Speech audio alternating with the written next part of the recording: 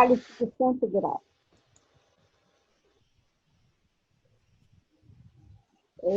Então, eu sou a professora Maria das Graças Dias Pereira, sou líder do grupo de pesquisa Linguagem, Cultura e Trabalho, LingCult, que pertence ao diretório do CNPq, que está hoje no site da CAPES. Nós somos do Programa de Pós-Graduação de Estudos da Linguagem, da PUC-Rio, no Departamento de Letras. E quem nos está acolhendo, nos ajudando em tudo, é o Instituto de Estudos Avançados e Humanidades da PUC-Rio e a RU, que pertence ao CTCH, é o nosso Centro de Teologia e Humanas da PUC-Rio. Então, boa tarde a todos e todas, novamente, nossas boas-vindas. Nós damos continuidade ao nosso evento Entre e Além Muros, reconfigurações da interação social em tempos de pandemia. Fiquem todos bem.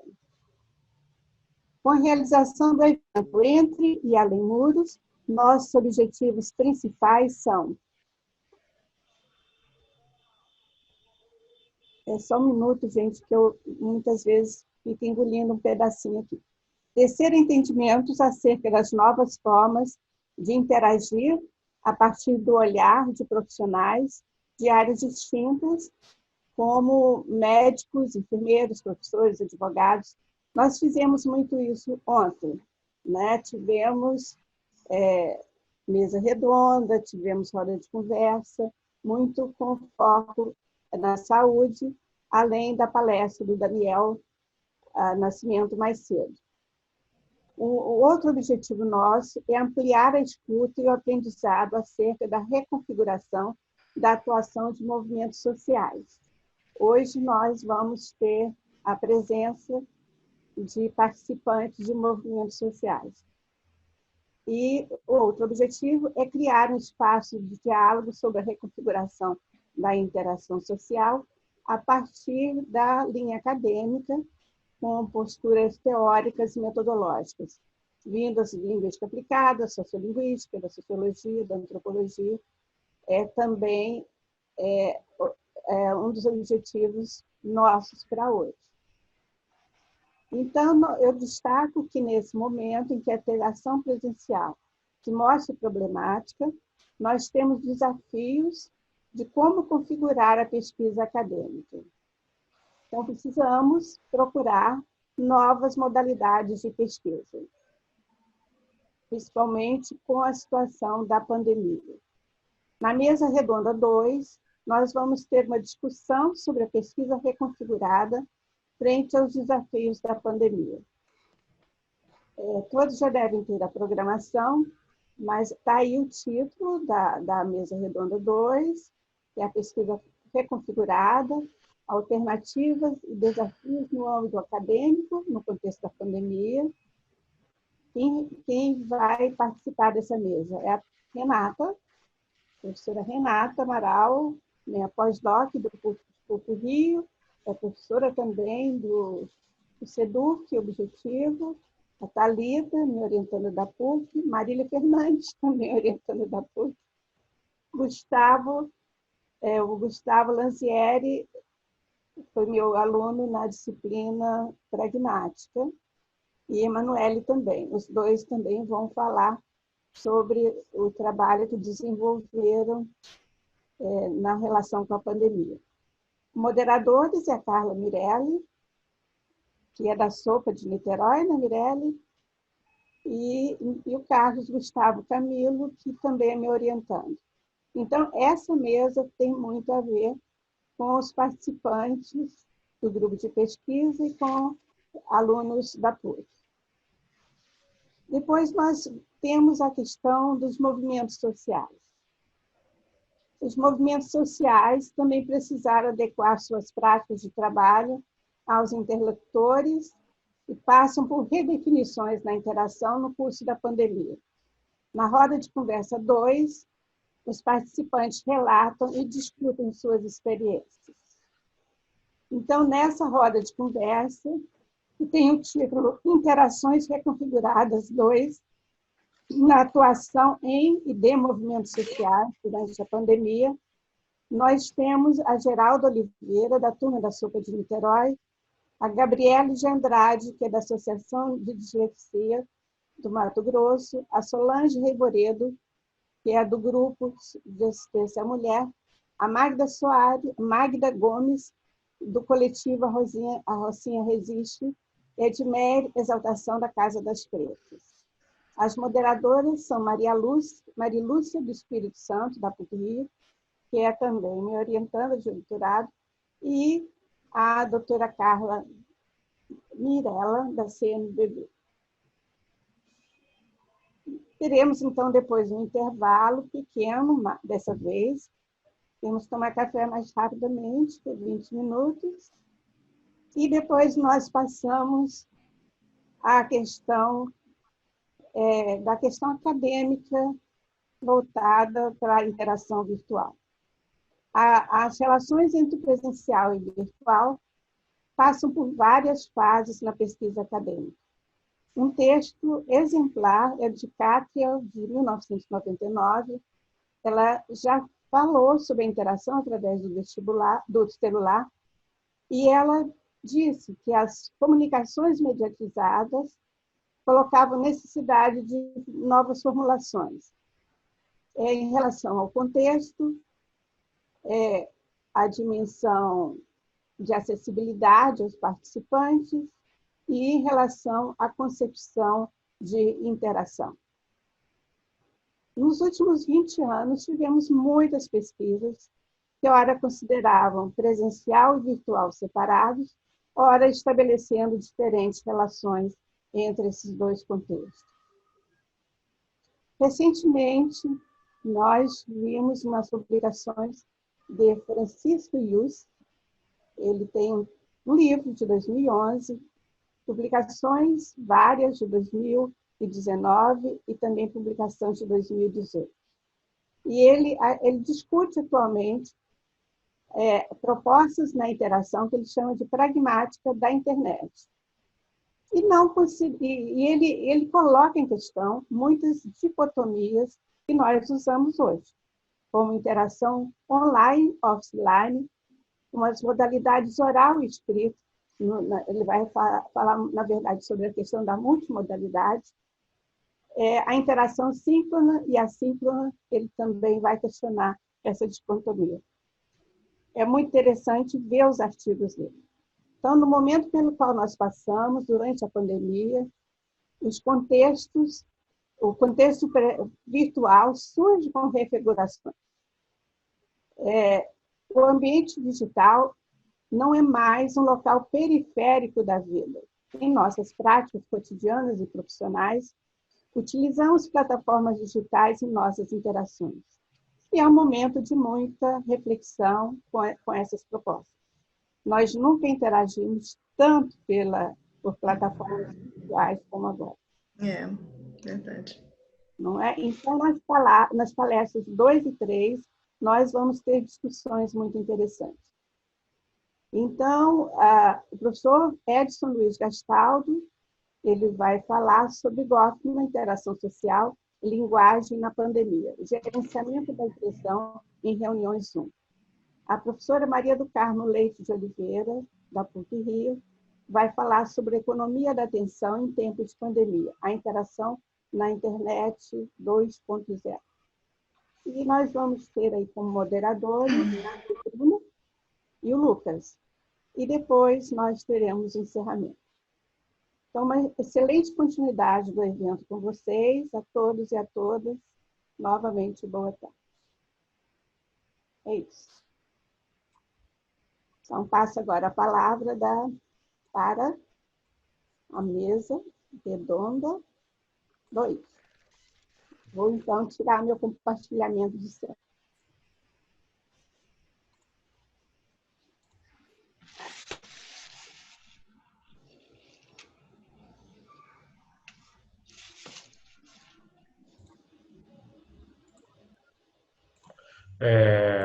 Então, a gente vai dar início agora, né, à segunda mesa aí, que tem como tema a pesquisa reconfigurada, alternativas e desafios no âmbito acadêmico durante a pandemia.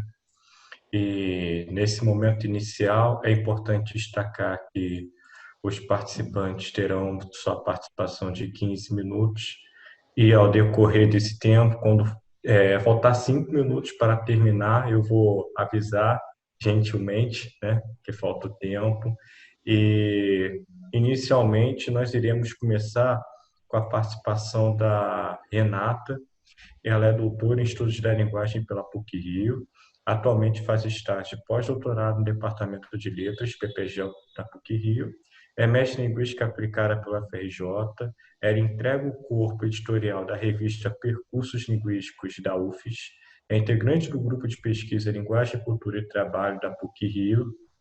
E sua tese, intitulada De Lagarta à Borboleta, protagonismo de mulheres com câncer de mama nas redes sociais, recebeu menção honrosa do prêmio CTCH de Teses PUC-Rio 2019. Seus interesses de pesquisa estão voltados para as áreas de linguística aplicada, sociolinguística interacional, análise do discurso e pragmática da internet. Então, pode dar procedimento, Renato. Olá, boa tarde a todas e todos. É um prazer estar aqui pelo segundo dia, né? Agora, nesse momento, não falando como membro da comissão organizadora, mas pela qual, né, tenho muito orgulho de participar desse evento como membro da comissão, mas agora na posição de pesquisadora. Enfim, o Gustavo já fez aí a apresentação. Então, como eu só tenho 15 minutos, eu vou começar a projetar aqui o slide, né? Só um instantinho. E, Gustavo, você pode me avisar, por gentileza, quando faltar aí 5 minutos, tá? Aviso, sim, pode.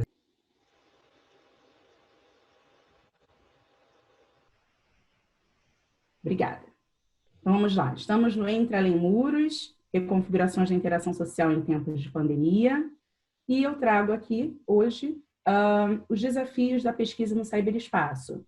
Então, a minha fala de hoje vai ser com base, não exatamente nesse momento de pandemia, em desenvolver a pesquisa nesse momento de pandemia, mas dos desafios que eu já tive com uma reconfiguração da pesquisa, se nós tivermos como foco, né, a pesquisa da etnografia tradicional. A minha pesquisa já não tem esse escopo. Ela vai ser uma pesquisa realizada no contexto virtual, né? No ciberespaço. Então, é exatamente o que vocês vão perceber nas apresentações seguintes do grupo, né? Pesquisas que estão sendo reconfiguradas.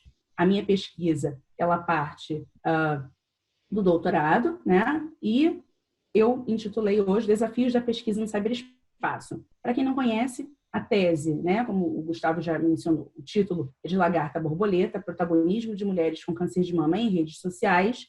Eu gosto muito dessa imagem, né? Ela mostra aqui a lagartinha se transformando na borboleta, passando pelas etapas, né? Crisálida ali no centro e virando borboleta. Essa é uma metáfora utilizada por uma das duas participantes da tese. Então, ela inaugura, né, o título da minha tese, De Lagarta à Borboleta, fazendo referência à transformação pela qual ela vem passando desde que descobriu o câncer de mama. Certo? Então, aqui estão as duas, né? Vitória e Glória são nomes fictícios. E eu vou falar do tema e depois eu foco nas participantes. O tema do estudo se localiza entre a área da saúde e as lentes dos estudos da linguagem. Nesse sentido, investiguei as manifestações discursivas online de duas mulheres em tratamento desse tipo de câncer, Vitória e Glória. Através de seus discursos em múltiplos ciberespaços, compreendi como, ao longo de seus tratamentos, elas assumem posições sociais de protagonistas da comunidade oncológica brasileira. Bem, Vitória, né, brasileira de Santos, administradora, divorciada e mãe de um filho, descobriu câncer de mama em 2011, aos 36 anos, passou pela mastectomia radical da mama esquerda em 2012 e faleceu em julho de 2015, aos 39 anos de idade. Vale ressaltar que eu já investigava a Vitória, né, na ocasião, e eu vou falar um pouquinho mais desse momento do falecimento dela mais adiante. Glória, brasileira de Foz do Iguaçu, atendente, divorciada e mãe de 4 filhos, descobriu câncer de mama em 2013, aos 38 anos, passou pela mastectomia radical da mama esquerda em 2013 e curou-se em 2016. Aos 41 anos de idade, né, foi quando ela teve aí o diagnóstico. Glória passou pelo procedimento de reconstrução da mama em novembro de 2016 e, no momento, se recupera muito, muito bem. Bom, então, feitas as apresentações, eu vou apresentar rapidamente o arcabouço teórico, porque o objetivo de hoje é focar mais nas questões metodológicas. Então, eu propus uma interlocução entre o protagonismo, narrativas e identidades e o posicionamento, mais especificamente, posicionamento narrativo, trazido aí pelo Bamber, né? E Bamber em parcerias. Então, esse foi o arcabouço teórico. Quem tiver, né, maior interesse em saber sobre o arcabouço teórico pode visitar a tese. Ela está no site da PUC, né? Da PUC Rio. E a gente vai falar um pouquinho mais diretamente da metodologia da pesquisa. Bem, uma pesquisa qualitativa e interpretativista. Eu proponho aí uma netnografia, e aí eu vou abrir um parênteses aqui. Eu sigo, né, a nomenclatura utilizada por Coase e Netz. Existem autores que preferem optar por nomenclaturas diversas, como cyberetnografia, etnografia virtual, etnografia no cyberespaço, e outras mais. Mas eu optei por netnografia, sigo aí os encaminhamentos, né, do próprio Coase e Netz, e foi uma questão de escolha pessoal. Obviamente, os autores, eles têm aí algumas divergências, né, que vão dar as preferências às nomenclaturas, mas essa foi a minha escolha naquele momento. Temos aí a perspectiva multi-sited, né, que ela é uma proposta que não é muito utilizada, é nova, e eu fiz uma pesquisa não só em um espaço, mas eu fiz aí a interlocução entre vários espaços, 4 percorridos pela Vitória e 4 percorridos pela Glória. Pela Vitória, temos aí o blog pessoal chamado Divã de Vitória Peixoto, o site Instituto Gobia, a fanpage tem o Câncer e Daí, e o canal Em Frente, Em Frente. A Glória, né? Selecionei a página pessoal do Facebook, a fanpage Envolva-se, o site de Antunes, no qual eu dei uma entrevista, e o canal Foz Mulher. Então, os dados foram gerados nesses 8 espaços aí diferentes. Com relação aos encaminhamentos metodológicos, eu estou contando aqui para vocês a minha experiência de fazer pesquisa no cyberespaço. Não foi a primeira vez, eu fiz pesquisa no cyberespaço também no mestrado, com outro foco, mas nesse aqui eu resolvi fazer uma espécie de uma tabelinha para ter realmente uma noção dos meus encaminhamentos, do que eu precisava, eu precisei em alguns momentos voltar, o que eu precisava fazer. Bem, inicialmente eu defini o tema, discursos de mulheres com câncer de mama em redes sociais, e aí esse tema foi modificando um pouquinho, né? Foi chegando até o protagonismo durante o doutorado. Em segundo lugar, fiz a eleição das participantes, aquele contato inicial, no qual eu já apresentei a elas o termo, né, de consentimento livre e esclarecido. Tem a definição dos espaços digitais que eu fiz através do percurso que elas me sinalizavam na internet, e aí sim eu selecionei 4 espaços de cada, para não ter muita divergência aí nas análises. Fiz a seleção dos dados de diferentes fases do tratamento das duas. Em quinto lugar, tínhamos aí os critérios para a organização didática dos dados, então eu escolhi, né, com cuidado, essa metáfora de lagarta-borboleta, e aí tirei mudanças de posicionamento diante do enfrentamento da doença, dentro de 3 fases, lagarta, crisálida e borboleta. Obviamente, foi uma divisão aí, né, didática, porque o que acontece na primeira fase do tratamento não quer dizer que ela não vá voltar nas outras fases. Então, eu percebi que o percurso de vida dela gira em torno de Vitória, da vida cotidiana comum ao ativismo político, e a Glória, do confinamento à militância através das lentes fotográficas. Então, aqui eu não vou trazer dessa vez os dados para que eu possa exemplificar, né, ilustrar esse percurso de vida que eu percebi através das análises, Mas, enfim, as análises de dados foram realizadas individualmente, respeitando as particularidades de cada participante. Depois, eu já estava fazendo as análises, quando eu senti a necessidade de voltar a 2 espaços e informar sobre a pesquisa em cyberespaços com interação. Então, eu vou colocar aqui para vocês, só um instante, né? Os desafios, eu tive desafios aí importantes, dentre eles, eu não coloquei aqui, mas só para retomar lá a questão da ética da pesquisa, eu tive cuidado, né, dos termos de consentimento esclarecido para os participantes, mas eu senti que quando cheguei aqui, no 7º, né, item, eu senti a necessidade de informar também aos outros interactantes, né, as pessoas que interagiam com elas em algumas páginas, na fanpage tem o Câncer e Daí, e no caso da Glória, a mensagem postada na página pessoal dela, as mensagens na página do Facebook. Então, eu retornei aos espaços e postei mensagens informando aquelas pessoas que elas seriam descaracterizadas, são nomes fictícios, assim como Vitória e Glória, obviamente, mas eu utilizaria aquelas interações ali para fins acadêmicos e me disponibilizei, através da mensagem, a tratar, né, apresentar os dados e, enfim, a pesquisa, caso eles precisassem, enfim, tivessem interesse. Então, aqui os desafios que eu coloquei, a partir da minha experiência, né, com essa pesquisa. A perspectiva multi-sided em estudos etnográficos é uma abordagem que não é ainda comumente utilizada em estudos qualitativos e interpretativistas realizados no cyberespaço na área de estudos da linguagem. Então, eu não tinha Desculpa interromper, faltam só 5 minutinhos agora, tá? Muito obrigada, Gustavo. Eu não tinha muitas referências e isso me gerou aí um esforço maior, enfim, na busca, no desenvolvimento dessa perspectiva multi-sided, qual a minha linha.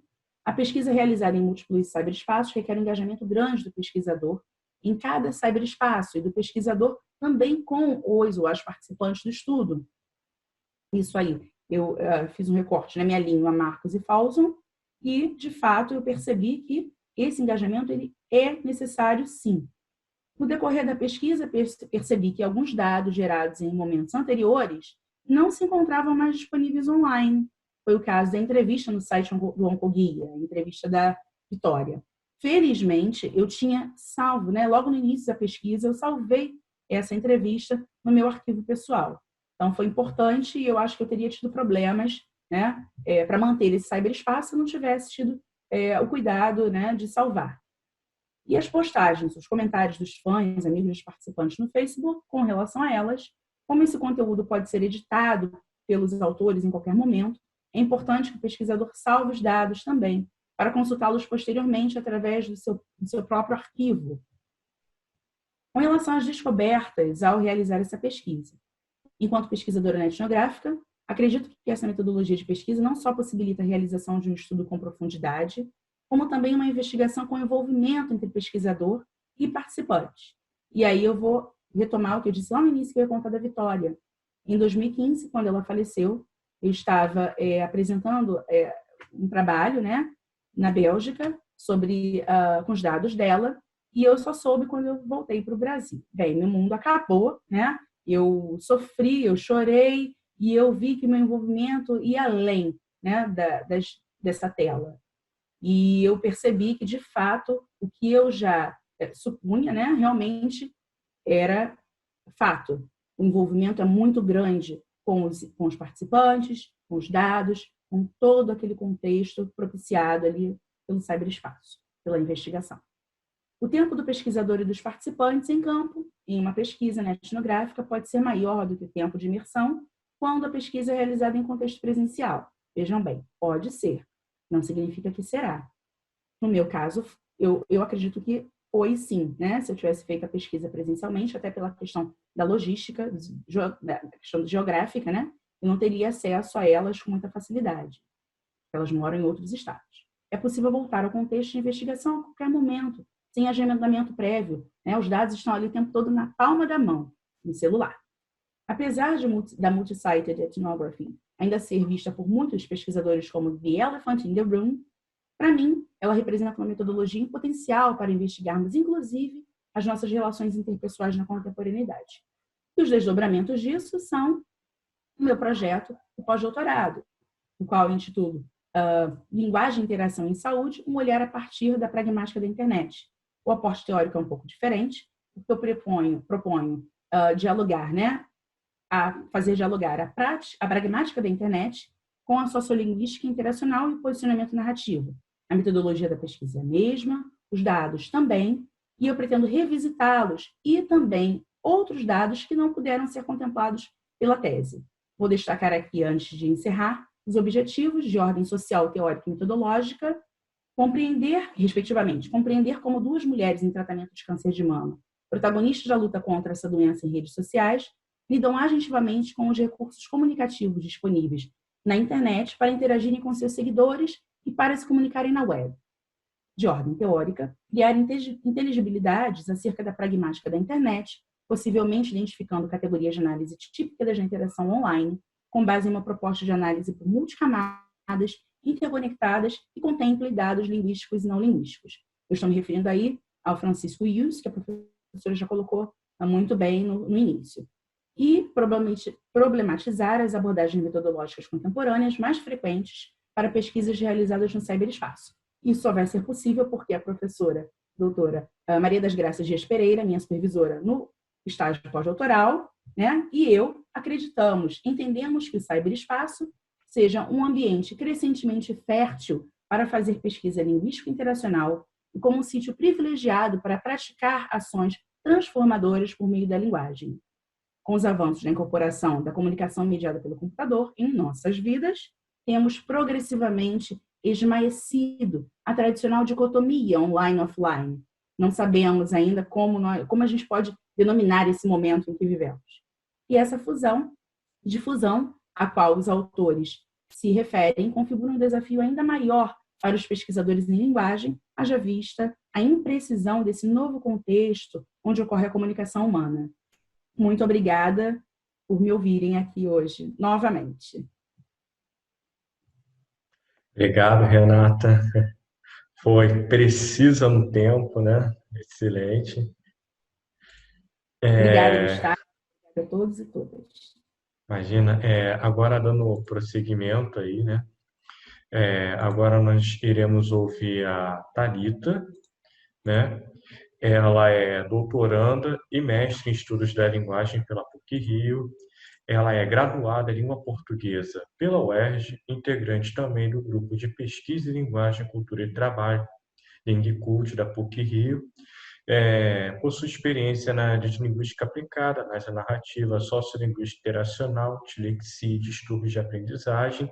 É professora de redação na educação básica e idealizadora do projeto Dislexia Itinerante. Olá, boa tarde. Espero que vocês estejam me ouvindo bem. Caso eu esteja falando baixo, podem sinalizar que o Gustavo me alerta aqui. Eu vou projetar também o meu material. Seu áudio está perfeito, Thalita. Obrigada, Gustavo.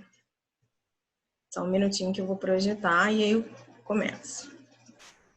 Já observei aqui vários colegas da área, vários professores. Agradeço desde já o prestígio, né, da presença aqui no nosso evento. A proposta dessa mesa é discutir um pouco os desafios e as possibilidades, os caminhos de uma possível reconfiguração na pesquisa.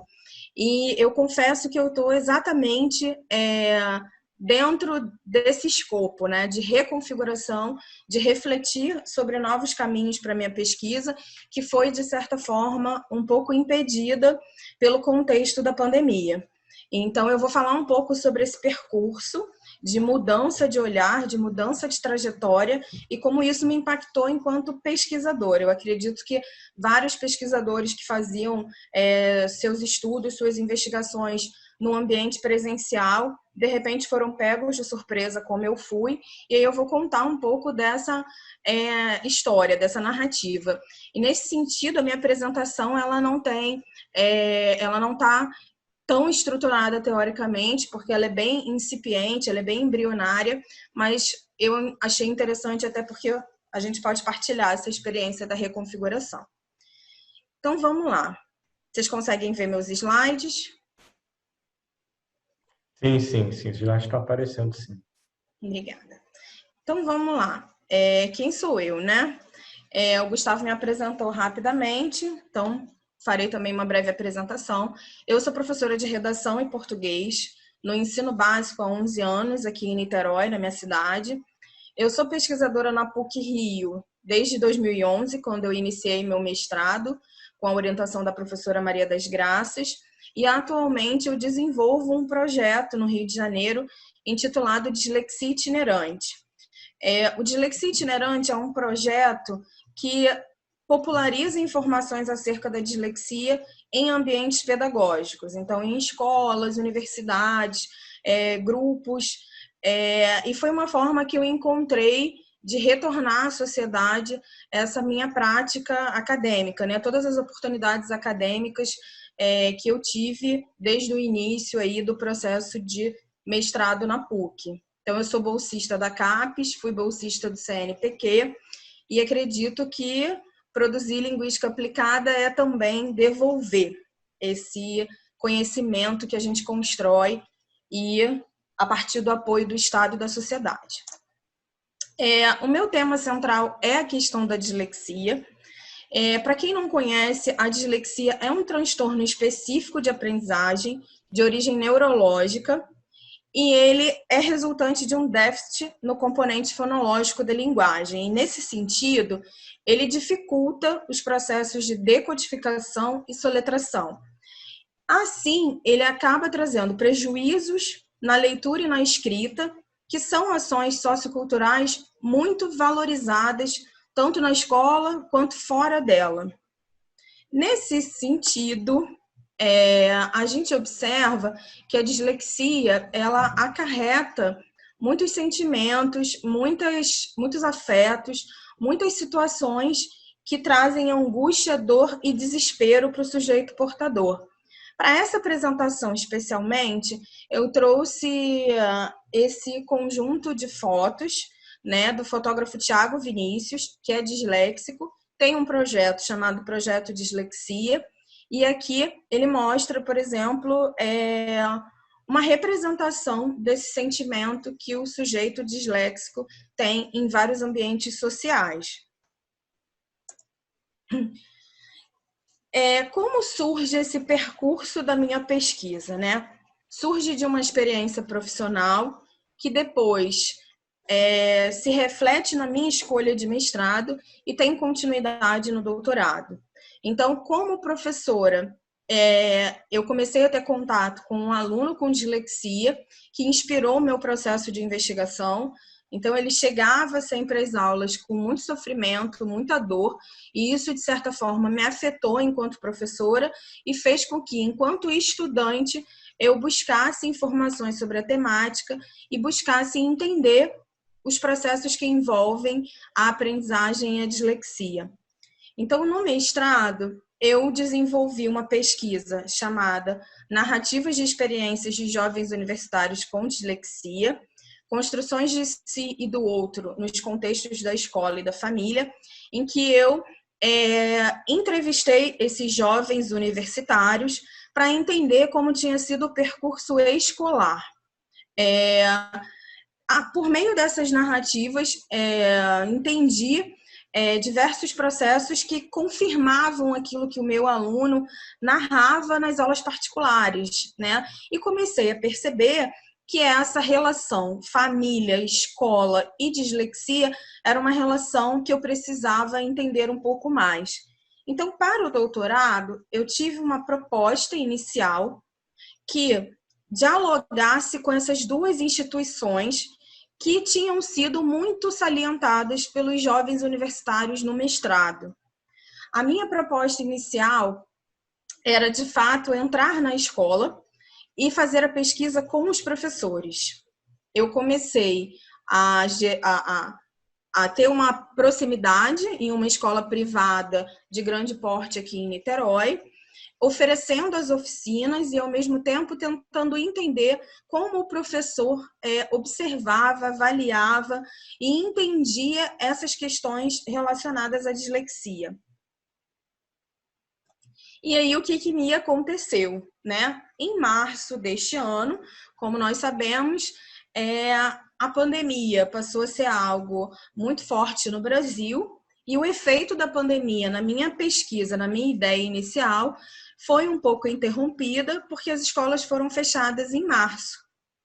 E em março, quando as escolas foram fechadas, eu ainda não sabia o que fazer com os rumos da pesquisa, porque eu não tinha ideia de quando essa escola voltaria, para que presencialmente eu desse continuidade às interações com os professores. Então, houve uma interrupção da proposta inicial, em seguida, né, houve uma instabilidade, uma ausência de previsão de retorno, e a coordenadora, a diretora, entrou em contato comigo e disse que talvez não fosse possível dar continuidade a essa pesquisa. Então, naquele momento, eu fiquei um pouco aflita, porque eu já estou no meio do doutorado, já tinha idealizado muitas questões para o que eu estava vivenciando dentro da escola, e entendi, na verdade, que eu precisava ter uma decisão, tomar uma decisão rápida para reconfigurar essa pesquisa. Então, foi um momento acadêmico de muita aflição, de muita angústia, até que eu comecei a pensar em novos olhares para essa temática. Eu comecei a pensar como que eu poderia reconfigurar essa pesquisa para que eu continuasse no tema da dislexia, que é um tema que me interessa, que me motiva, e comecei a, de fato, refletir num período de tomada de decisões. Com o Dislexia Itinerante, que é o projeto social que eu desenvolvo aqui no Rio de Janeiro, eu estabeleci vários contatos com outras pessoas que desenvolviam projetos parecidos ou com o mesmo objetivo em vários lugares do Brasil. E aí eu comecei a olhar mais para esse ativismo, né? E aí eu comecei a perceber o seguinte: esse ativismo, ele era predominantemente feminino, familiar e materno. Então, parte significativa das associações e dos movimentos em prol do reconhecimento da dislexia no Brasil, ele emerge por motivações familiares. Normalmente são mulheres, sobretudo mães, que estão em posição de liderança dentro desses movimentos. Comecei a perceber que essa agentividade materna acabava adentrando a esfera educacional, né? Então, em cargo de liderança, muitas dessas mães exercem o papel de oferecer e disponibilizar informação sobre o distúrbio às escolas.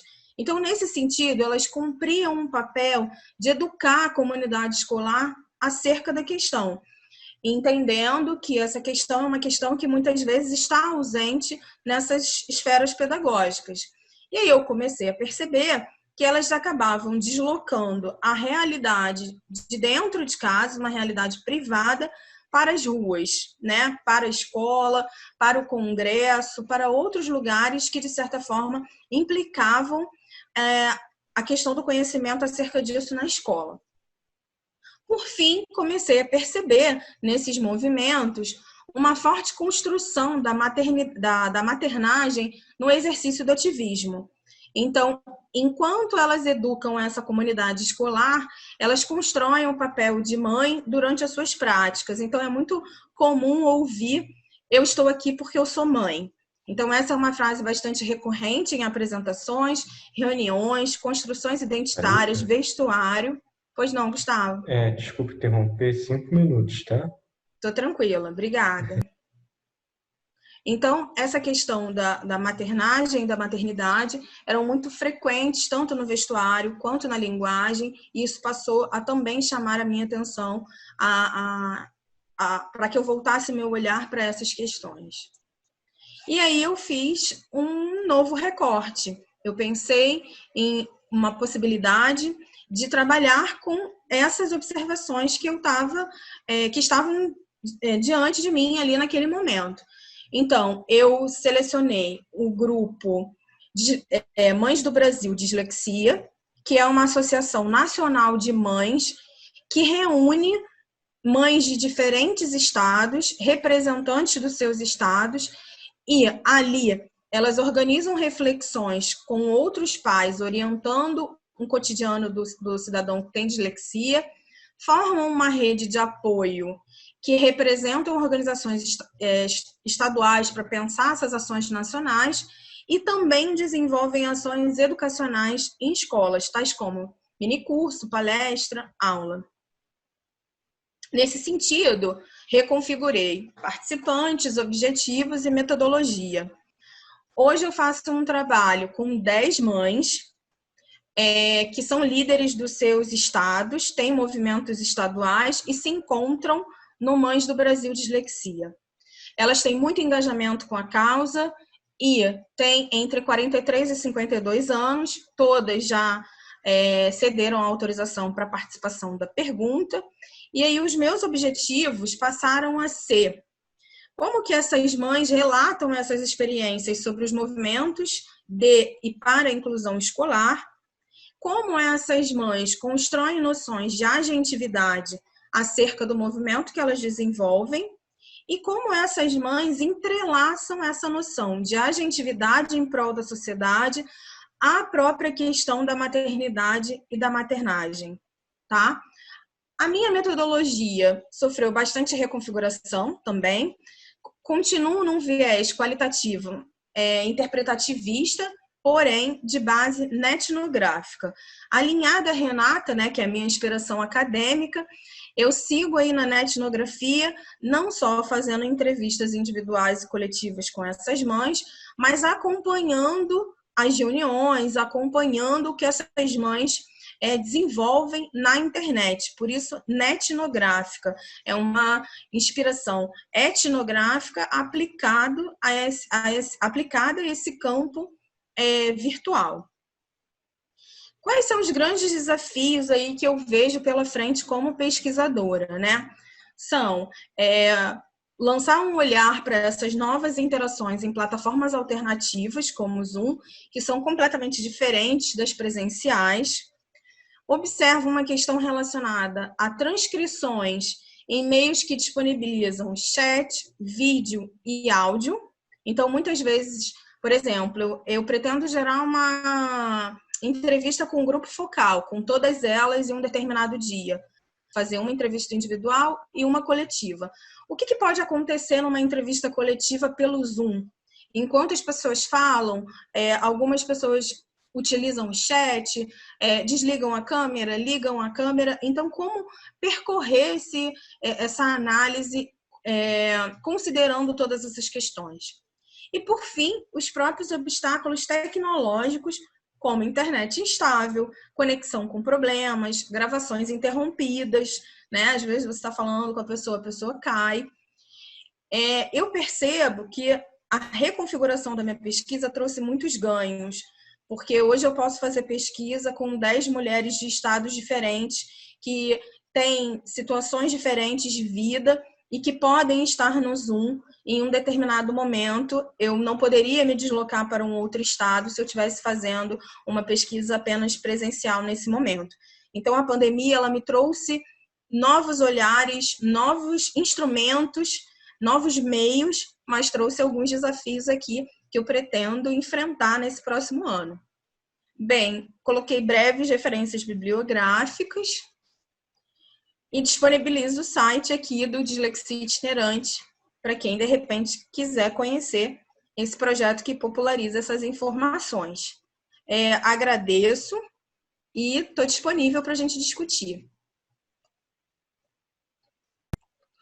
Então, muito obrigado, Thaíta. Agora vamos dar procedimento com a Marília. Ela é doutoranda em estudos da linguagem pela PUC-Rio. Também fez o mestrado em estudos da linguagem pelo mesmo lugar, pelo mesmo IS. Possui graduação em licenciatura em letras de português e literaturas pela Universidade do Estado do Rio de Janeiro.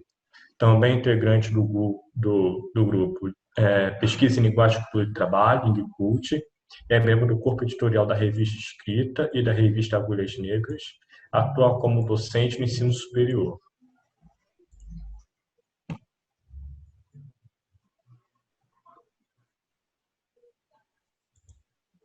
Boa tarde a todos. Carlos, você projeta para mim? Gustavo? Projeto, sim. Já estou abrindo aqui já. Que essas coisas aqui Tá aparecendo aí já? Para mim ainda não, agora sim. Foi. Tá bem pequeno. Vou desligar meu microfone então, tá? Porque tá dando retorno. Tá bem, obrigada. Aí eu vou te pedindo para passar, tá? Então, boa tarde a todos, né? Meus agradecimentos pela presença de todos que estão aqui, a professora Graça, né? Os demais integrantes da mesa, né? As duas que já falaram, tanto a Thalita quanto a Renata, que são as minhas inspirações acadêmicas, né? O Gustavo Lancieri, a Emanuele também, que já vai falar daqui a pouco, né? Então, novamente, obrigado pela oportunidade de falar. Gustavo, passa para mim, por favor. Então, eu trago aqui não só os desafios de uma pesquisa reconfigurada, porque a minha pesquisa foi reconfigurada, mas também de uma pesquisadora reconfigurada, né? Porque, digamos que a pandemia, ela me deu a oportunidade de não só reconfigurar minha pesquisa, de sair de uma etnografia tradicional e passar a uma etnografia virtual, mas também de me transformar como uma mulher feminista, né? Então, eu hoje me sinto não uma feminista, né? Como o termo em si já tendenciosamente já daria conta, mas eu me sinto uma feminista em descolonização, né? Em processo de descolonização. E aí, conforme eu vou falando, eu acho que eu vou tentar explicar mais ou menos o que está acontecendo, tanto com a pesquisa quanto comigo como pesquisadora.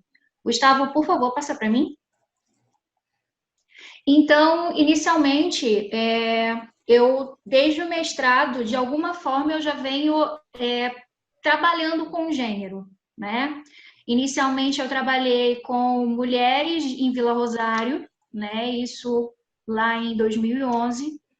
E desde então eu já venho percebendo, né, e já venho encontrando mulheres que são participantes da pesquisa e que também trazem históricos de violência, né, doméstica, intrafamiliar. Né? E eu sou bastante engajada na causa, inclusive por motivações de ordem pessoal, por histórico familiar e pessoal também. E eu percebi que eu poderia, dentro desse contexto, né, trazer as contribuições teóricas, né, e trazer uma ideia de que os estudos da linguagem, eles podem ajudar, eles podem fazer parte e auxiliar na melhoria do processo de apoio e acolhimento dessas mulheres, né, que se encontram nessas situações de vulnerabilidade.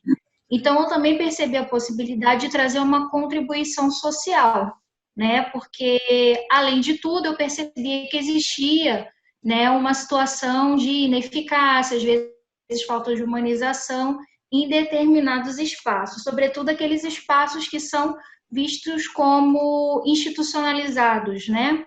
Pode passar para mim, Gustavo, por favor. Só que, assim, inicialmente, como eu tinha pensado, né? Eu pensei na busca, eu já estava fazendo contatos com centros especializados de atendimento à mulher, né?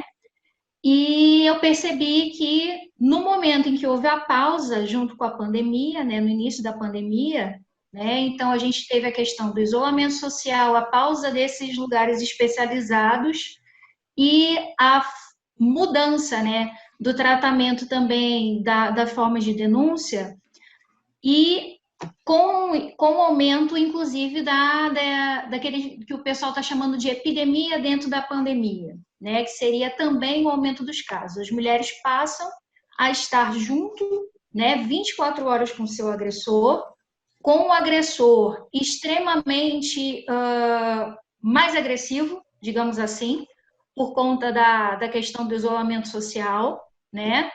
E o que a gente vem observando também são o aumento dos casos e, por uma questão de isolamento, das subnotificações, né? Eu não sei se vocês têm observado também, existem várias campanhas que não são unificadas, nós temos campanhas que são internacionais e nós temos campanhas também de sinalização que são em nível nacional. Uma que ficou bastante conhecida foi a do sinal vermelho, né? Em algumas farmácias que são né, notificadas por conta disso, e que a mulher faz um sinal vermelho, faz um X vermelho na mão, indica que ela está sofrendo uma violência, e existem formas de socorro por aplicativo, né? Então, são maneiras que foram sendo tratadas e observadas aí uma tentativa de notificar, de pedido de socorro. E eu também tenho observado o aumento da articulação dos meios online, né? Páginas no Facebook, no Instagram, né? E momentos em que a gente também encontra grupos de WhatsApp. Então, existe um crescimento muito grande dessas redes de articulações no universo online, né? Então, eu particularmente comecei pelas redes sociais, passando pelo Facebook.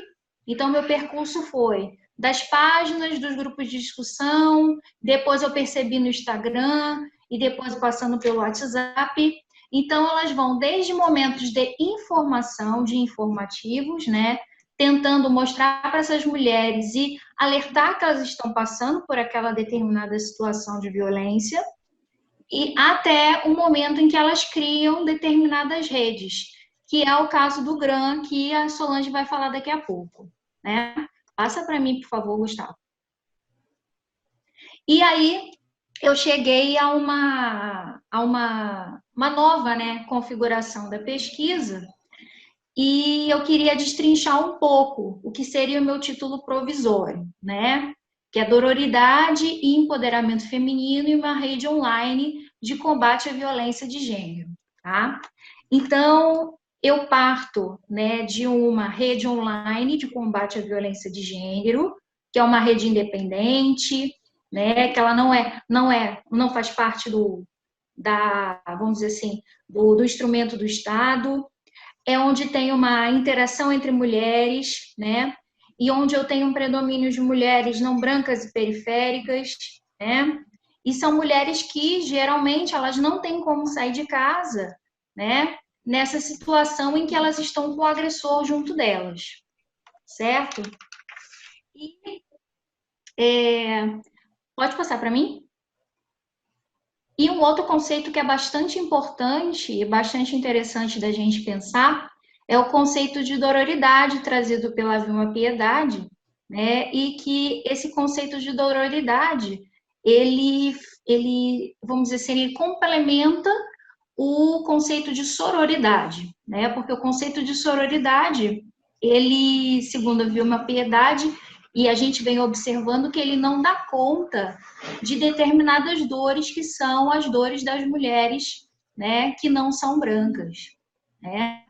Temos também a questão do empoderamento feminino, né, que é extremamente importante, e a gente percebe que esse empoderamento feminino, ele vai se dando na interação entre as mulheres, né, que participam desse... Sim? Desculpa interromper, faltam só 2 minutinhos, tá? Certo, já vou finalizar, né? E a rede, né, que eu encontrei e que eu escolhi dentre várias outras foi a rede online de violência de gênero, que é o GRAM, né? E que a Solange Revoredo, que está aqui, que vai participar da roda de conversa, ela vai falar com mais propriedade, certo?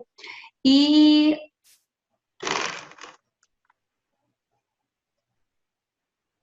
travou. Gustavo? Não, estou aqui, é que eu me mutei para não te atrapalhar. Tá.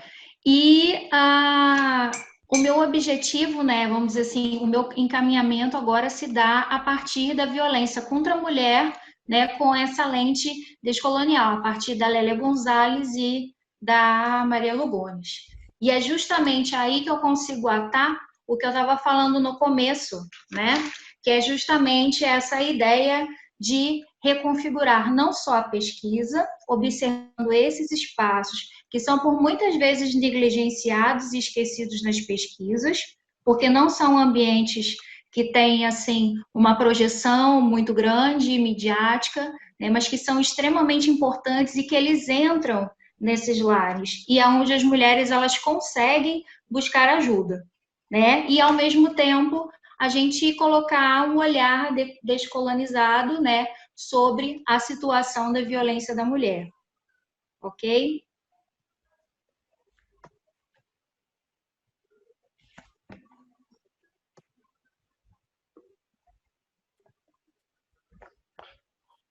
Bom, estou aqui ainda.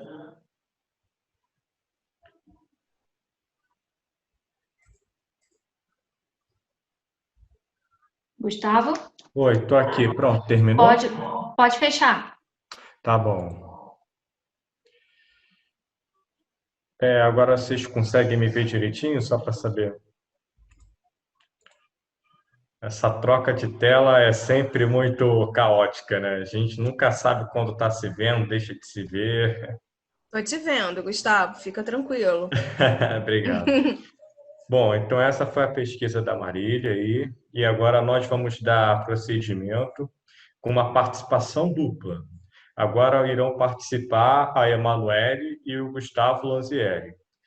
Inicialmente apresentando a Emanuele, ela é doutoranda em Estudos Linguísticos pela PUC-Rio, e mestre também, mas ela é mestre em linguística pela UERJ, especialista em linguística aplicada pela UF e em literatura infanto-juvenil pela UFRJ. Atua como professora substituta da grade de inglês na Universidade Estadual do Rio de Janeiro, UERJ-FFP, Formação de Professores. Atualmente é professora no Instituto Anísio Teixeira, lecionando para os cursos de Letras e Pedagogia. Além de professora de inglês no ICB, o Instituto Cultural Brasil Estados Unidos. Em relação ao Gustavo Lanzieri, ele é mestrando em Estudos da Linguagem pela PUC-Rio, licenciado em Português e Inglês pela Universidade Veiga de Almeida. Atua como professor e pesquisador no Rio de Janeiro. Possui experiência na análise de discurso, linguística sistêmica funcional e teoria queer.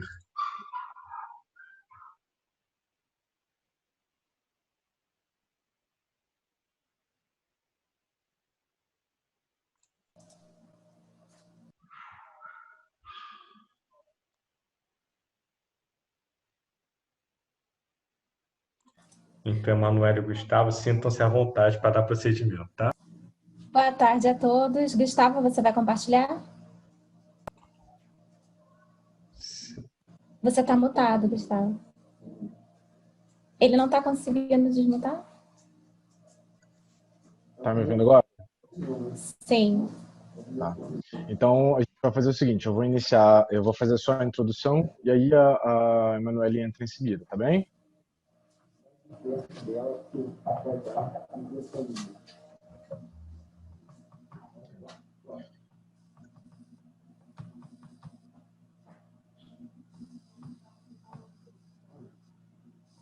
Ok, todos conseguem ver?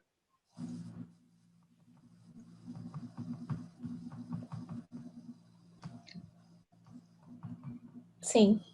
Tá, então vamos lá. Boa tarde a todos. A gente vai atualizar o tema dessa pesquisa. Primeiro eu gostaria de apontar para o fato de que essa pesquisa, ela se trata de uma pesquisa fundamentada na análise, uma pesquisa data-driven. Então, no assunto da reconfiguração da interação dos tempos de pandemia, essa pesquisa ela só existe pelo fato de a pandemia ter acontecido. Né? Contextualizando o tema dessa pesquisa, que é o herói de Capote, a figura do enfermeiro como herói contra a Covid, a motivação dessa pesquisa ela é pessoal, né? Ela vem do meu círculo pessoal de amizade, e tendo contato com os enfermeiros e os técnicos de enfermagem no início da pandemia, que foram considerados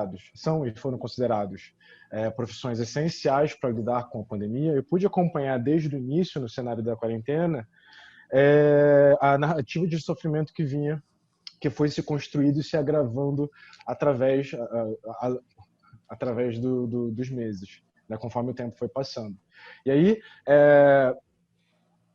não podendo deixar de registrar essa situação e para fazer um trabalho de análise pragmática para a compleção da disciplina pragmática, eu acabei investindo nessa pesquisa.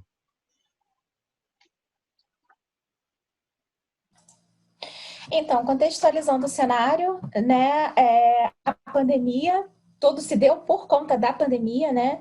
Então, a pandemia de Covid-19 foi decretada em 11 de março de 2020 pela Organização Mundial de Saúde e hoje é considerado o maior evento geopolítico do século XXI, superando em importância o 11 de setembro de 2001 e também a crise econômica de 2008. Com mais de 6 milhões de infectados, 350 mil mortos, então a gente já consegue ver as consequências disso tudo. E também, durante a pandemia, as fragilidades sociais começaram a ficar expostas. O Brasil, no final de maio, passa a ser considerado o epicentro da pandemia do mundo. E aí, de acordo com o autor Benetti, isso aconteceu devido a decisões políticas, que também não cabe discutirmos aqui, e também não é o foco do trabalho. Pode passar, Gustavo.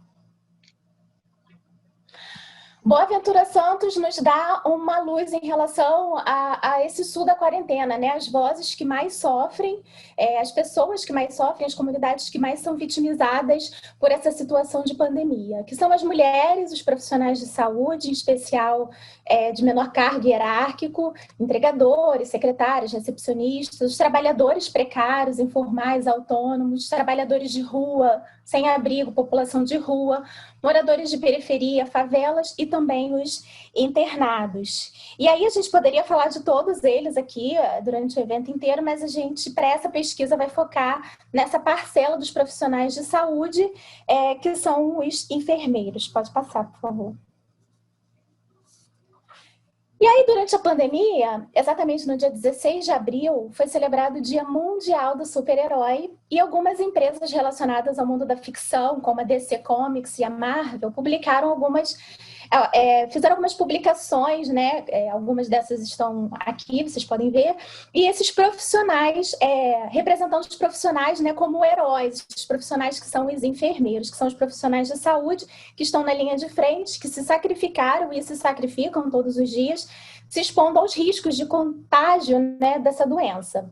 E aí eu acredito aqui que muitos, né, assim como eu também no início, quando a gente via esses memes, assim, pelo menos eu fiquei bastante comovida, com exceção do terceiro quadrinho, que está bem sexualizado, mas também não é o foco da pesquisa, e do quarto, que tem uma criança com um bonequinho, né, acaba desumanizando o enfermeiro, mas é um bonequinho, mostra ali uma ingenuidade da criança, valorizando o trabalho do enfermeiro, mas assim, o que a gente quer ressaltar é que todas essas figuras exaltam o enfermeiro, colocam o enfermeiro como heróis realmente dessa situação que a gente está vivendo. E aí, mediante a tudo isso, como que a gente pode se abster de falar, de refletir, de problematizar, de criar inteligibilidade sobre as questões que influenciam o social, né? Que afeta a vida das pessoas em várias instâncias, na verdade afeta a vida de uma forma mundial. Então, daí a gente decidiu perguntar para os enfermeiros, né, mediante essa pandemia, mediante essa reconfiguração de trabalho e de maneira de viver, porque até então os enfermeiros trabalhavam e voltavam para casa. E aí, mediante essa pandemia que tem o isolamento social, como que faz? Né? Como que está se vivendo essas pessoas que trabalham com a saúde, que estão na linha de frente, sendo consideradas como heróis? Pode passar, Gustavo.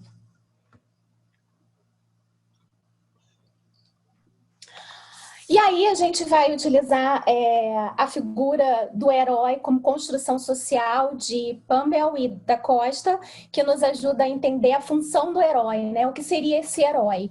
Então, para Campbell, esse herói ele tem a função de inspirar o homem, de fornecer símbolos que elevam o espírito da humanidade, né? Avançam essa humanidade, opondo-se àquelas outras fantasias humanas constantes que tendem a levá-lo para trás. E aí a gente também não pode não considerar a ideia, a imagem de herói norte-americana, né? Que a gente conhece, que é o Superman, que é a Mulher Maravilha, né? O Capitão América, que são heróis colocados como invencíveis, que protegem os mais fracos, seres dignos de valores morais altos.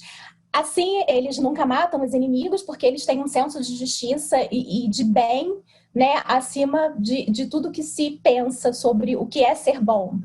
E aí, um outro construto teórico que nos ajudou a entender os dados, né, foi a indexicalidade, que nos auxilia a compreender que a construção de nossas próprias identidades através do uso de uma língua não pode ser dissociada daquilo que compreendemos como cultura. E aí também utilizamos as narrativas, né? Porque a gente considera as narrativas como reconstrução de si e dos outros, um lugar onde eles expressam as realidades e construção do mundo. Então, baseada nas narrativas desses enfermeiros, que a gente começou a pensar sobre tudo que está acontecendo em relação à pandemia na vida dessas pessoas. Pode passar, Gustavo. Também nos alinhamos a uma abordagem qualitativa, interpretativa de pesquisa, porque a gente assumiu um caráter bem subjetivo, a gente não está com a intenção de trazer nenhuma verdade absoluta. Também foi feita uma entrevista pelo Zoom, foi gravado o vídeo, foi transcrita essa entrevista, seguindo as normas, as convenções da análise da conversa, e os participantes, os nomes são fictícios, que é a Bianca e o Renato, a Bianca de 26 anos, enfermeira e atuante por 4 anos no CTI de um hospital universitário do Rio de Janeiro, e ela trabalha no hospital público. O Renato, de 30 anos, estudante de enfermeiro e professor de biologia, e atualmente técnico de enfermagem com 3 anos de atuação na UTI de hospital particular. Então, temos um participante de hospital público, um de hospital particular, para a gente conseguir ter essa visão, e é importante entender que eles não se conhecem. Pode ir, Gustavo? Certo. Obrigado, Manu.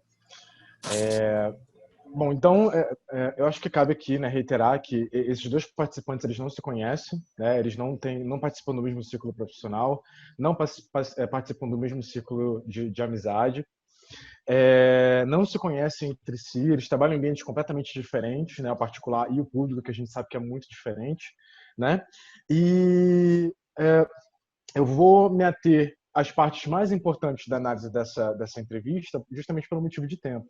Tá? Mas quando a gente chega até esses participantes e pergunta, né, o que eles têm para dizer, a primeira pergunta que eu fiz para a Bianca foi: você sente que a sociedade passou a olhar vocês de maneira diferente? E aí a Bianca, ela aponta uma noção de que é cabível para a sociedade ver a enfermagem do jeito que está sendo vista agora, com essa noção de herói, essa noção heróica, né? Mas ela fala que quando passar vai voltar tudo ao normal. E aí eu pergunto para ela: mas o que é o agora e o que é o normal diante da pandemia? Né? E aí ela aponta que é muito conveniente ver de outra forma agora, chamar de herói o enfermeiro agora, só que assim, chama de herói, bate palma na janela, mas o que muda? Na prática não muda nada. O que vai mudar depois? Tudo continua da mesma forma, o salário continua a mesma coisa, em algum lugar você tem algum benefício, mas ela acha que nada que supra tudo aquilo que precisa. Então, quando a Bianca ela aponta para que é cabível para a sociedade, ela se refere ao momento da pandemia, a forma como a sociedade olha para a enfermagem com um olhar de esperança, que de fato é a enfermagem que está nas 24 horas, que está na beira-leito, que está com o paciente de verdade, né? Que faz o cuidado, que inclusive é quem introduz o tubo respirador quando a pessoa está em estado grave. Então, quando ela fala dessa retratação heróica, né, de bater a palma na janela, inclusive uma retratação figurativa, né, porque a gente sabe que no hospital as pessoas que não estavam com Covid não tinham acesso. Quando ela faz essa retratação de bater a palma na janela e chamar de herói, ela constrói essa identidade de uma pessoa que se vê no seu ambiente de trabalho sendo homenageada, mas que não é suficiente. O que precisa ser suprido não está sendo. E aí a Bianca, ela continua. Ela fala: eu desejo que mude, eu acredito muito, eu gostaria muito que, sinceramente, que mudasse, né? Acredito muito nisso. Mas eu acho que não vai, né? Vai ser conveniente no iniciozinho, logo que passar. Né? Mas a gente já teve tantas outras questões na área da saúde. Eu acho que o profissional enfermeiro e o técnico de enfermagem, ele já demonstrou tantas vezes que ele é necessário, que ele é essencial para o cuidado, e isso não mudou antes. E aí bem que ela aponta para um fato muito importante, que são leis, propostas que estão sendo feitas, já foram feitas, estão sendo feitas há bastante tempo, e são negligenciadas pelo Estado. Ela fala, por exemplo: eu não sei se você sabe, mas a gente tem um piso salarial para 40 horas. que a gente tem um piso salarial para 40 horas, só que as 30 horas não são lei. E aí a gente briga tanto tempo por essa lei das 30 horas, com piso salarial minimamente digno, e não foi até agora, sabe? Nem agora, nesse momento, eles aprovaram isso. Ainda assim, nessa pandemia, onde é sabido que o profissional de enfermagem é essencial e não muda.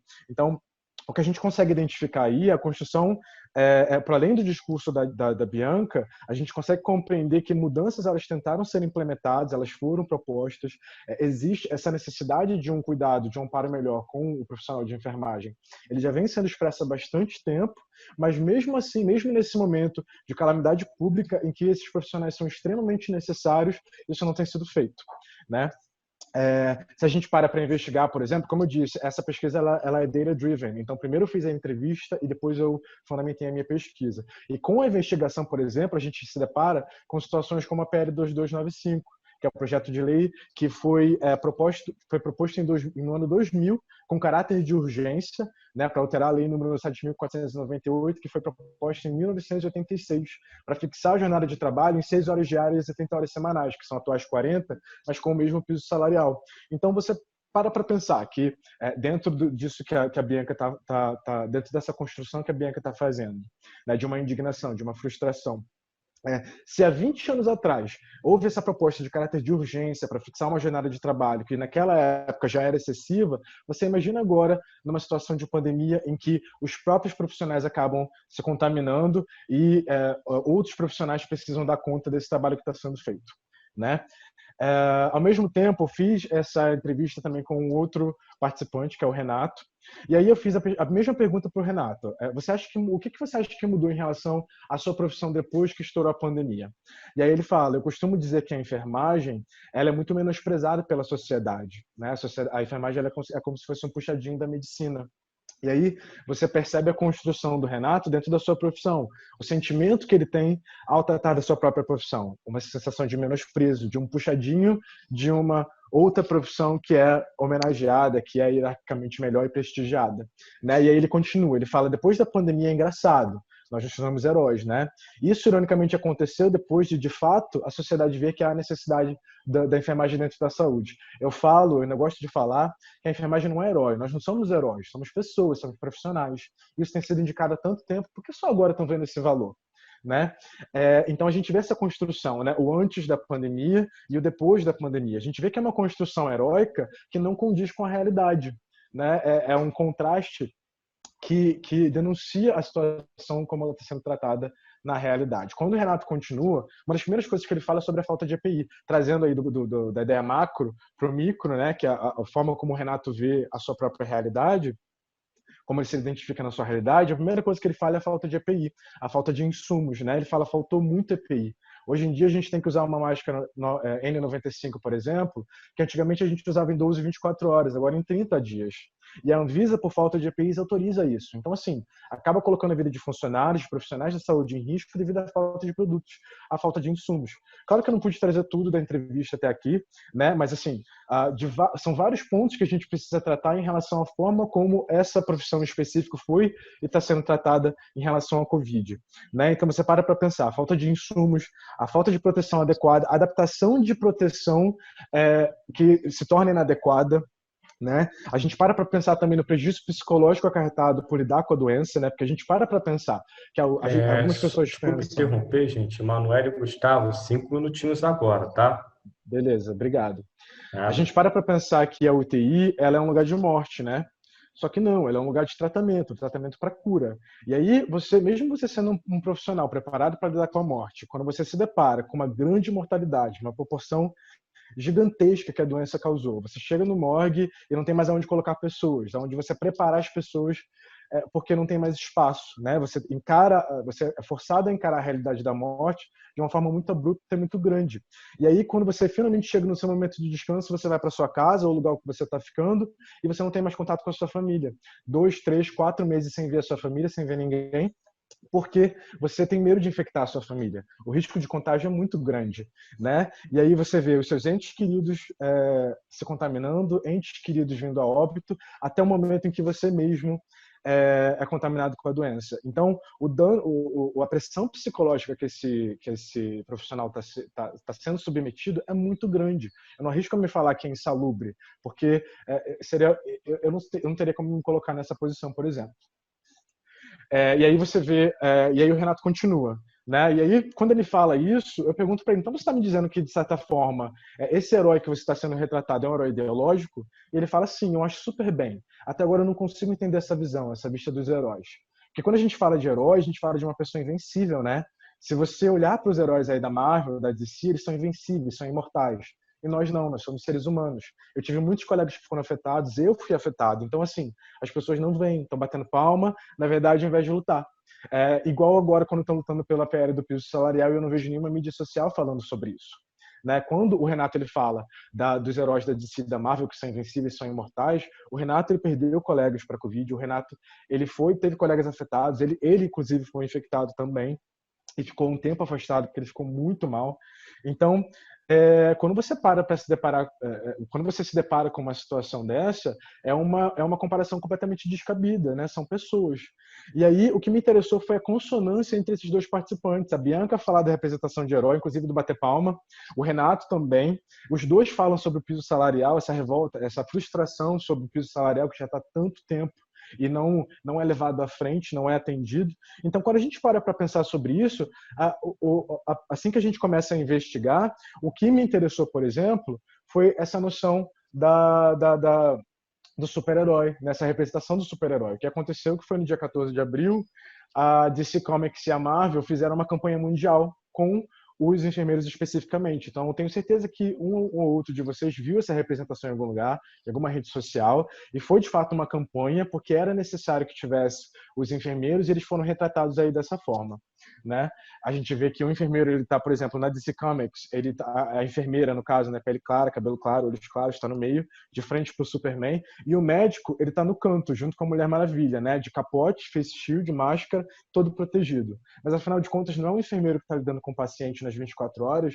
Por que o enfermeiro é representado de uma forma tão diferente, tão dispar do médico? Né? Quando a gente para pensar um pouco mais sobre isso, para analisar um pouco mais, da Costa ele traz as características essenciais do super-herói, que foi tratado pelo Renato, né? A invencibilidade, você é imortal, né? A incorruptibilidade, a perfeição moral, proteção dos mais fracos, o sacrifício pessoal, ou seja, é possível que você se sacrifique para salvar as outras pessoas, pode ser que seja necessário e você, em alguns momentos, vai ser esperado que você faça isso. A gente precisa lembrar também que isso é muito intimamente ligado aos valores norte-americanos de representação do herói, né? Tem Capitão América, Mulher Maravilha, Superman e esse estouro ideológico que teve na Segunda Guerra Mundial. Então, o Capitão América, que era um soldado comum, se transformou num super soldado, né? Responsável por cuidar das pessoas, por lutar contra os vilões e proteger os mais fracos.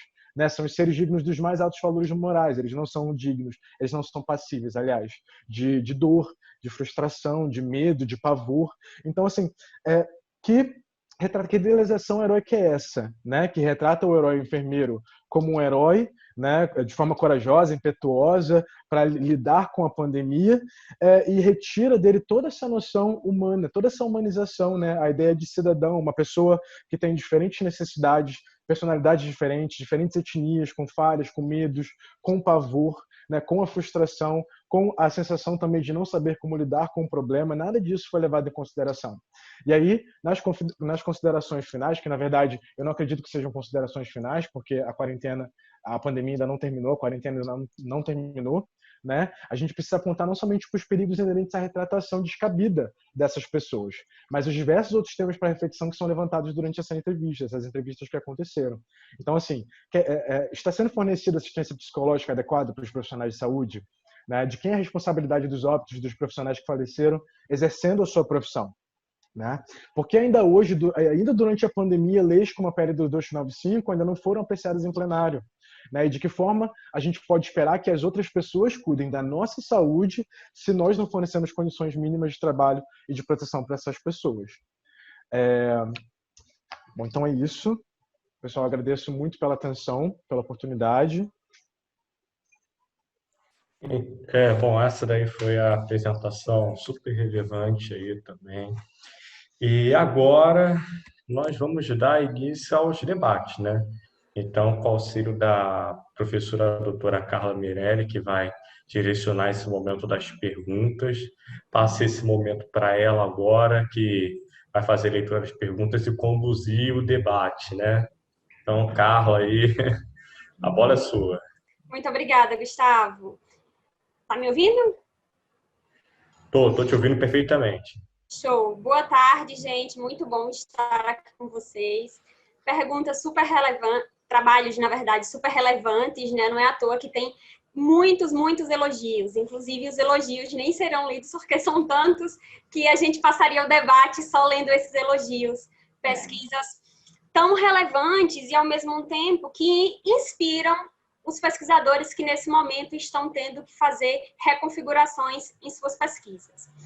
Para aproveitar melhor o tempo, eu vou fazer uma pergunta para cada apresentador, porque aí a gente vai aproveitando o tempo conforme o tempo que vocês gastarem em relação à resposta. Vou utilizar a ordem de apresentação, tá bem?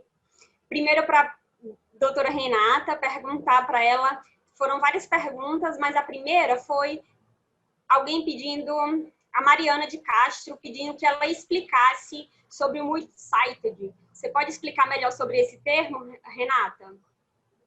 Oi, Carla. Claro. Esse termo, na verdade, eu descobri, né? Foi uma demanda da própria pesquisa. Quando eu resolvi investigar 2 participantes, e eu tenho uma motivação para isso, por ter eleito 2 participantes, está na tese, só estou dando spoiler, podem ir lá na tese. Eu percebi que elas começavam em determinado site, né, a falar sobre essa mudança que perceberam logo quando foram diagnosticadas com câncer de mama, mas elas migravam para outros espaços. Vou te dar o exemplo da Vitória.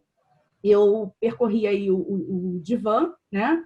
E a Vitória lá, ela tinha... é um blog, e ela tinha algumas mensagens que tinham a ver com a vida dela, enfim. E aí, depois que ela descobriu o câncer de mama, ela começou a focar na temática do câncer de mama, né? E não mais variar. E aí ela sentiu a necessidade de criar uma fanpage. E da fanpage, ela me guiou para o canal dela, em frente. Então, percebe? Ela me apontou, ela sinalizou outros espaços os quais ela percorreu e eu achei que eu precisava acompanhar esses espaços. Aí fiz pesquisa e cheguei até um estudo do Marcos, de 1995. Eu posso colocar depois aqui o título do texto, né? Então, esse autor, ele foi o primeiro a propor a etnografia em uma perspectiva multi-sited. Ele diz que é um desafio, de fato, para os etnógrafos, né? Fazerem aí uma pesquisa em múltiplos espaços digitais. Mas ele diz que é importante, sim, é um desafio que nós precisamos enfrentar, e ele vai partir, ele tece as considerações com base num fio condutor.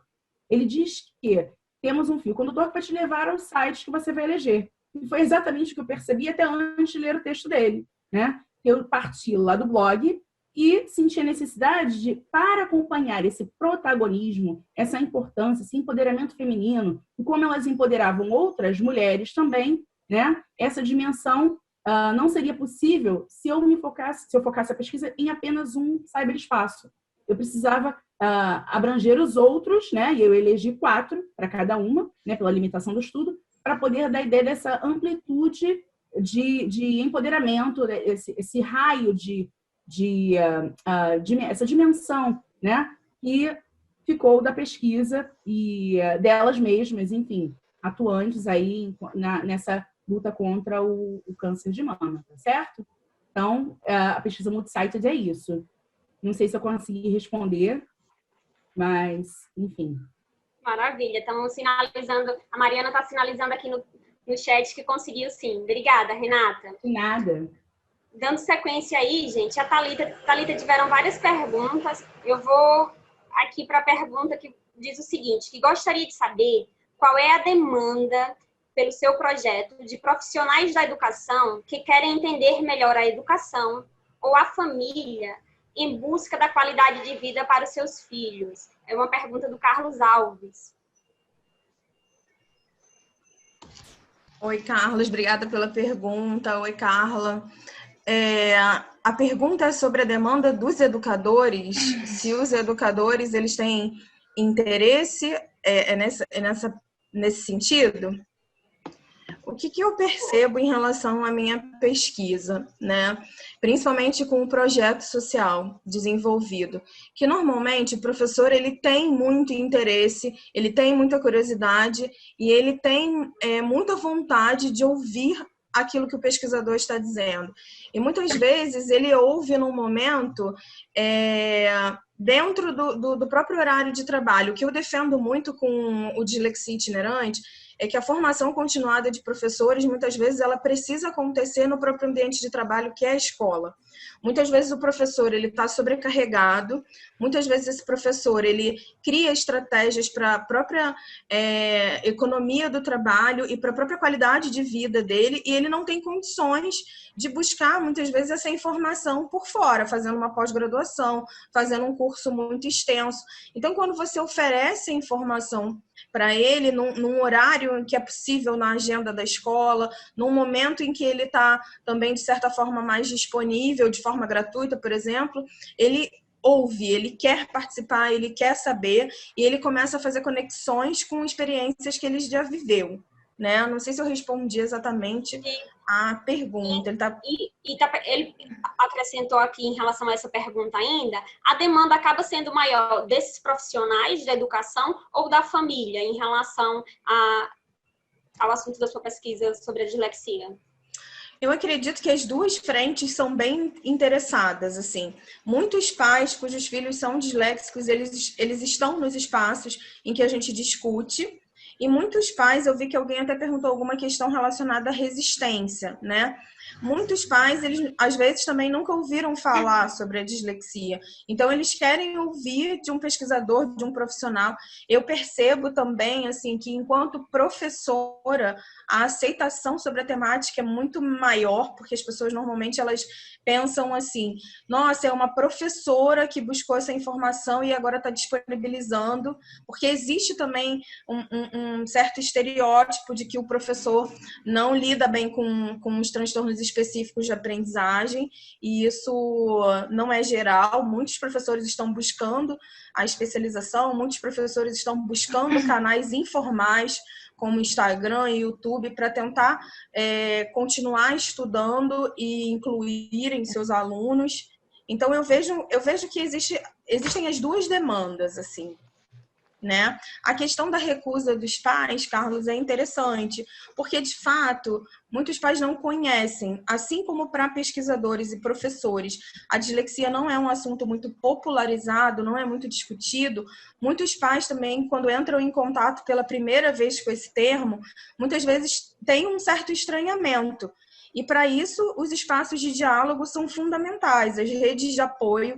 Então, essas 10 mães que eu elegi para o meu trabalho, que eu convidei, na verdade, fui abraçada por elas também, elas fazem um trabalho muito bonito de não só integração entre pais que estão passando pela experiência da descoberta da dislexia dos filhos, como elas fazem um trabalho super integrador dentro da escola. Então, eu observo essas mães como pessoas privilegiadas, que são atravessadas pela dislexia e que, a partir do momento que entram dentro da escola para informar professores, estão desenvolvendo um certo trabalho de formação que para a gente é muito importante, é muito essencial ouvir aquela característica daquele aluno sob a perspectiva daquele que vive com ele diariamente. Então, é um pouco isso. Espero ter respondido. Maravilha, Thalita. Muito obrigada. Acredito que respondeu sim e acaba trazendo aí uma série de reflexões para nós educadores, né? E também como membros da sociedade como um todo. Muito bom. Obrigada. Agora, gente, eu tenho uma pergunta aqui para Marília. Marília, você poderia explicar para a gente, por favor, em relação ao termo, alguém perdeu aí se era mulheres periféricas ou não periféricas, e se seria no sentido cotidiano?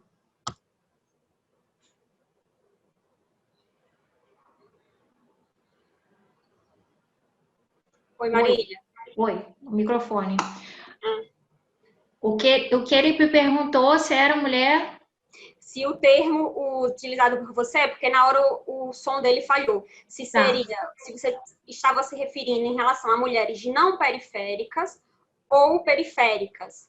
Isso, eu cheguei até a começar a responder ele, não foi? Era periférica. Eu falei não branca. Isso, e aí ele perguntou, então, mas teve um desmembramento aí dessa pergunta, se esse periférica seria no sentido normal da palavra, ou se seria estar à margem, se você poderia falar um pouquinho para a gente sobre isso. Não, seria na questão, a questão econômica. Entendi. Questão econômica, no caso Isso. social e racial também, que você falou que é não brancas, é isso? Racial também. Justamente porque a lei Maria da Penha ela foi pensada pensando numa universalidade da categoria mulher, né? E existe uma miopia sobre a heterogeneidade, né, dessa categoria. Tá? Não sei se eu estou me fazendo claro agora. Ficou melhor agora, Carlos? Sim, acho que quer dizer. Carlos, tá? Sim, ele disse que sim. Tá bom, então. Muito obrigada, Marília. Agora a pergunta para o Gustavo e a Emanuele. Perguntaram aqui no chat se esse herói, se vocês poderiam falar aí melhor sobre o termo herói de 7.000 faces, porque de fato vocês até fizeram um desmembramento, se poderiam falar um pouquinho mais sobre esse termo, aplicado à pesquisa de vocês.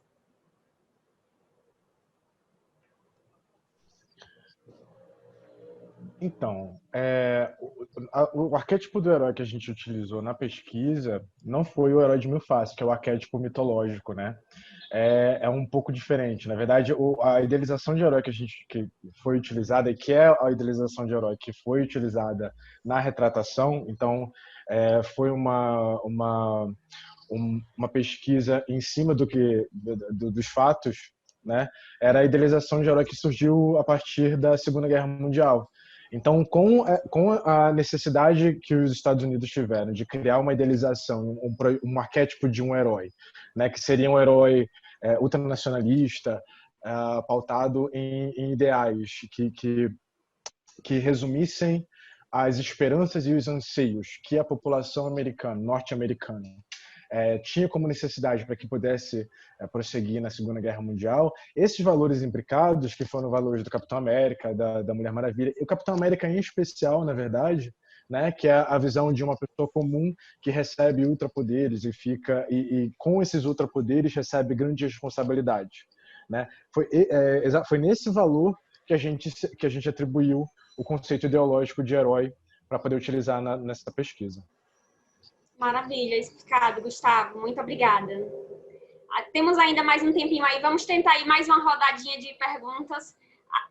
Agora para a Renata, retomando a ordem. Renata, como funciona a pesquisa etnográfica com relação à geração de dados? O pesquisador precisa estar inserido no contexto de pesquisa?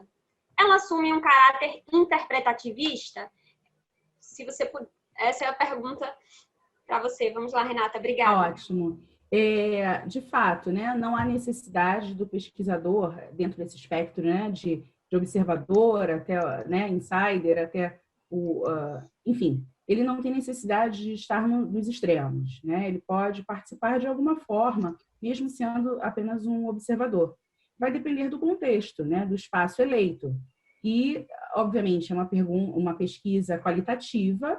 Então, passa pela leitura, né, do pesquisador, não existe aí uma neutralidade. A eleição dos dados já mostra isso, né? Então, ela tem como ser, sim, interpretativista, é uma pesquisa que não necessita exatamente da presença do pesquisador enquanto insider, né?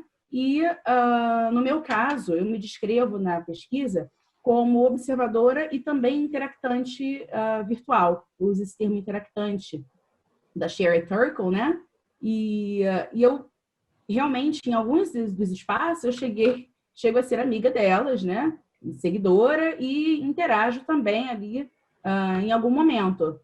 Então, por essa razão, como isso não acontece, não se repete em todos os espaços eleitos, eu me rotulo como uma pesquisadora observadora, mas também interactante, né? A depender do espaço que esteja aí sendo perguntado diretamente. Acho que respondi, né? Sim, respondeu sim. Muito obrigada. Gente, agora para Thalita. Thalita, a Tânia Valente gostaria de saber como foi a implementação do Zoom como plataforma de pesquisa com as mães, se elas já utilizavam esse meio e se tiveram dificuldade para utilizar.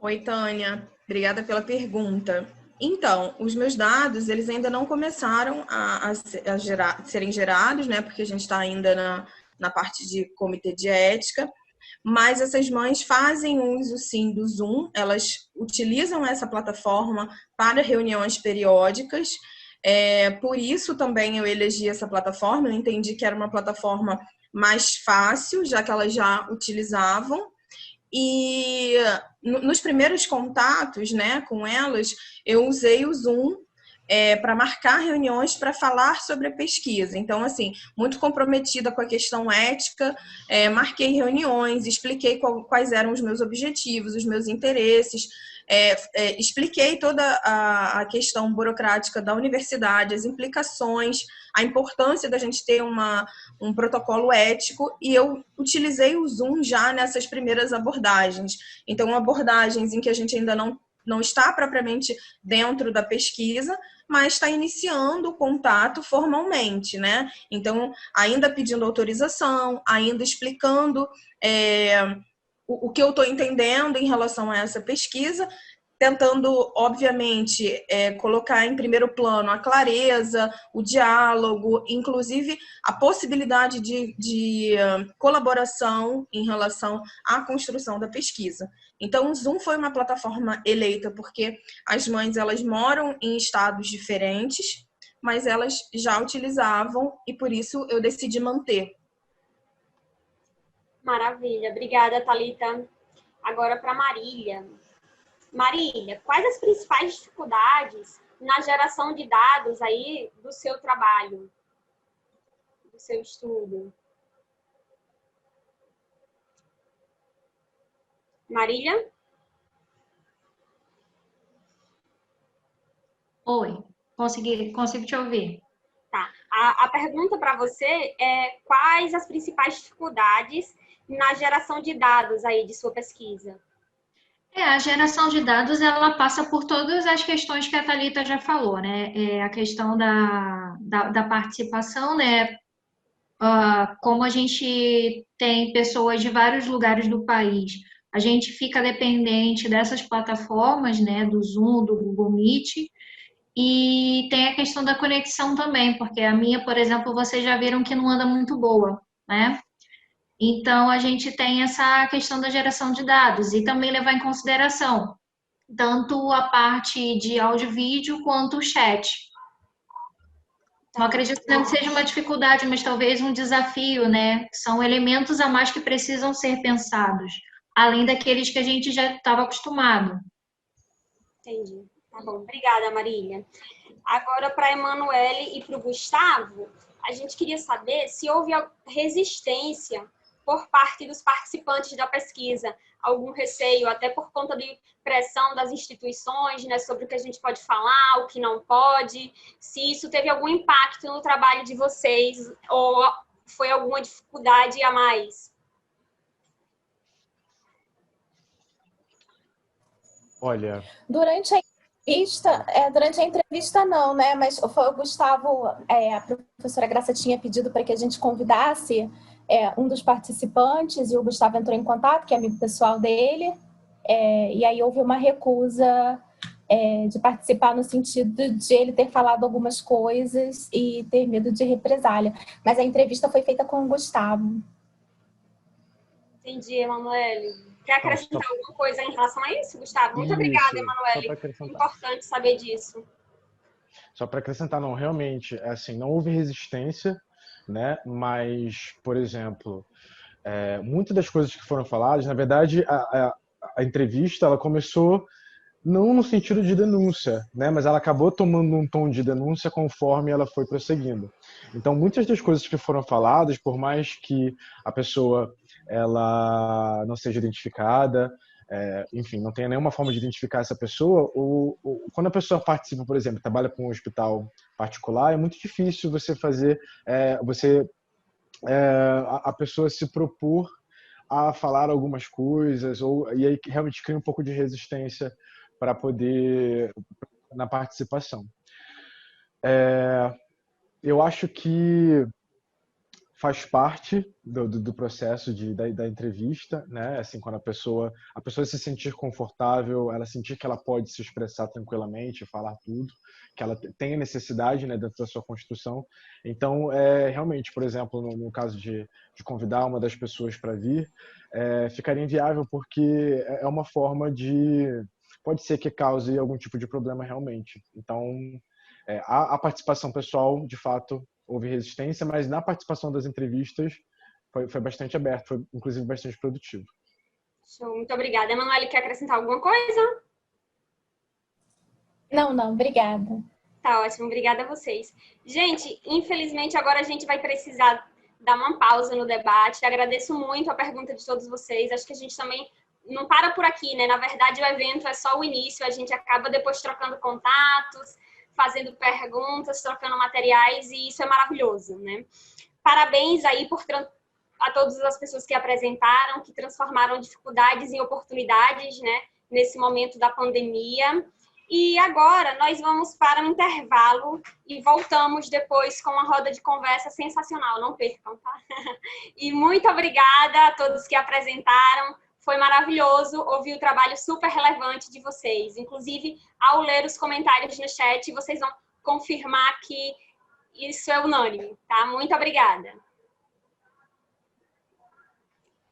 Gente, a pausa curtinha, 10 minutinhos, hein? Não Sim, vá 10 perder minutos. a próxima, hein?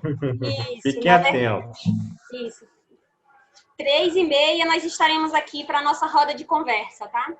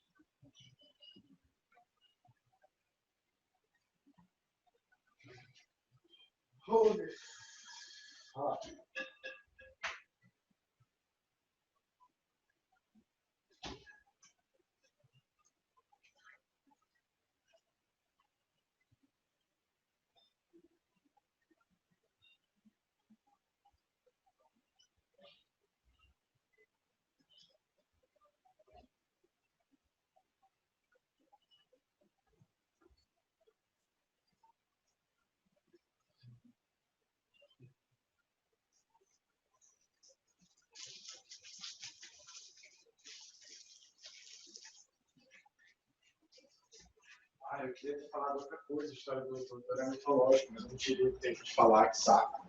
É porque durante o meu classe, eu construí alguma coisa também.